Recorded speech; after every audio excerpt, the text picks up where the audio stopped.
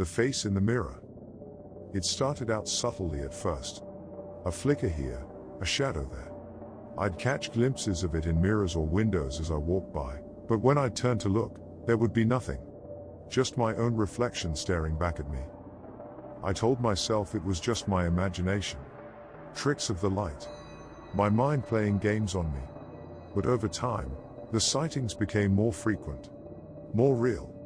I could no longer deny that I was seeing something, someone. The figure was always the same. Crouched low behind me, almost out of view.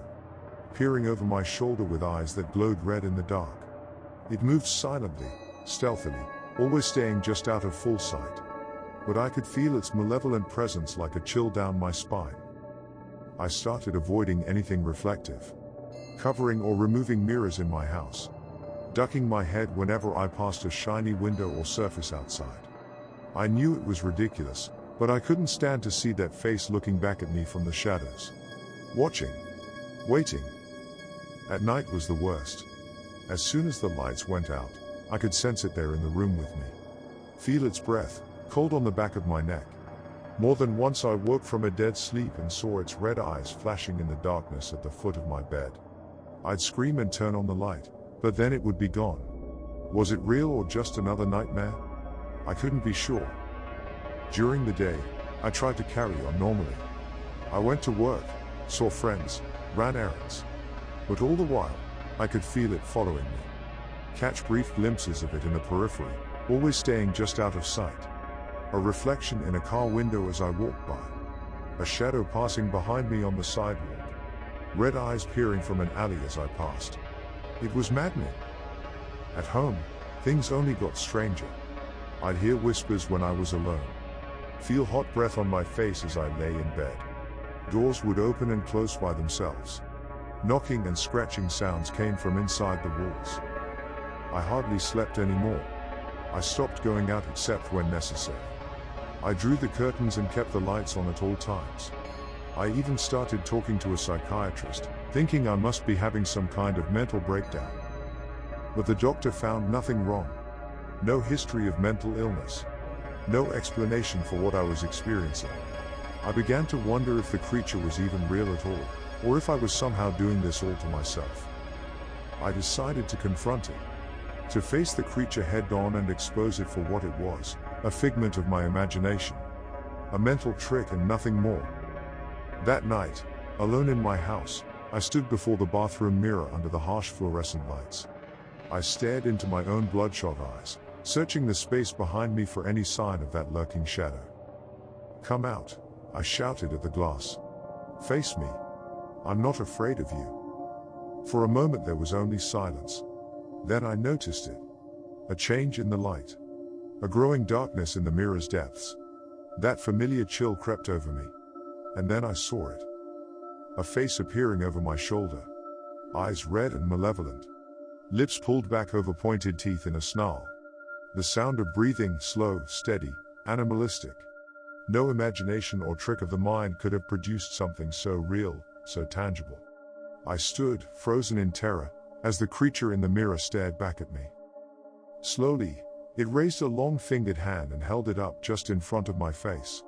I felt the icy cold radiating from its pallid flesh. One sharp nail brushed gently across my cheek, so close I could have sworn I felt its touch. In the mirror, I watched the creature's mouth spread into a grin as its hand moved purposefully toward my throat. I found myself unable to move, paralyzed by fear as those icy fingers wrapped around my neck in the reflection. As they began to squeeze the breath from my body, I finally snapped out of my terrified trance. I spun away from the mirror, lashing out violently at the space behind me. I kicked and swung my fists, making contact with nothing but air. There was no one, nothing, there. No creature. No probing hands or glowing eyes.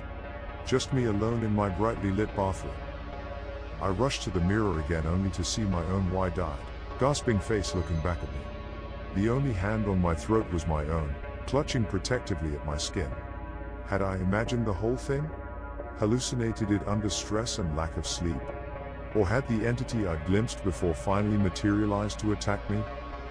I peered into the shadows behind my reflection, seeing nothing. But when I met my own eyes in the glass, I noticed something that turned my blood to ice. There, lurking in the darkness of my pupils, was a small red glow. I looked closer and saw the creature, nestled deep in the void of my own eyes, grinning wildly back at me. Horrified, I reeled away from the mirror.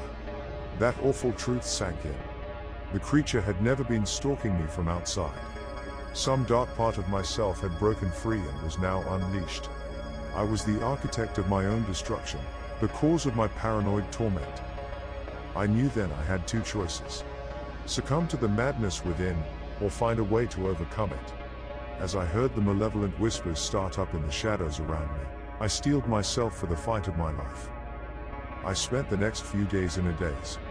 I barely slept, stopped going to work, hardly ate. I sat alone in my living room, curtains drawn, lights blazing, trying to make sense of what was happening. Was I truly going mad? Or was this somehow a battle of wills within my own mind? I knew the face in the mirror was my own reflection distorted, but it felt like a separate entity. A dark force trying to take control. I tried everything I could think of to regain command of my sanity. Meditation, breathing exercises, speaking affirmations into the mirror. But nothing worked. If anything, the activity seemed to be escalating. The whispers were almost constant now, even with music or the TV blaring to drown them out. Shadowy shapes darted in the corners of my vision. That red-eyed stare lurked inside everything reflective. The thing was always there, watching and waiting. At night I lay rigid in bed, unable to sleep. I could feel it inches away, hear its raspy breath. More than once its icy fingers brushed against me in the darkness. But when I sprang up gasping and flicked on the light, nothing was ever there. I was exhausted in both mind and body, but too terrified to sleep with that presence hovering over me. Visions of waking to find it on top of me, icy hands wrapped around my throat, plagued my thoughts. I stayed up night after night until I could barely function, manically guzzling coffee and blasting loud music to avoid unconsciousness. Then late one night, at my lowest point, something changed. I stared into the bathroom mirror, barely recognizing my own gaunt, bloodshot reflection. And I realized how far I'd let this entity consume me from within. Something surfaced through the fear and exhaustion: resolve. I was done being the victim, the plaything of this darkness. I had to take back control. But to defeat it, I'd need help. The next morning I got up, showered, shaved, dressed in clean clothes for the first time in a week. I called my boss and psychiatrist, made appointments to get my life back in order. I cleaned the clutter from my house and opened the curtains. That night when I felt its presence creep up beside me in bed, I refused to cower. "You have no power over me," I shouted into the darkness. "I'm not afraid of you anymore."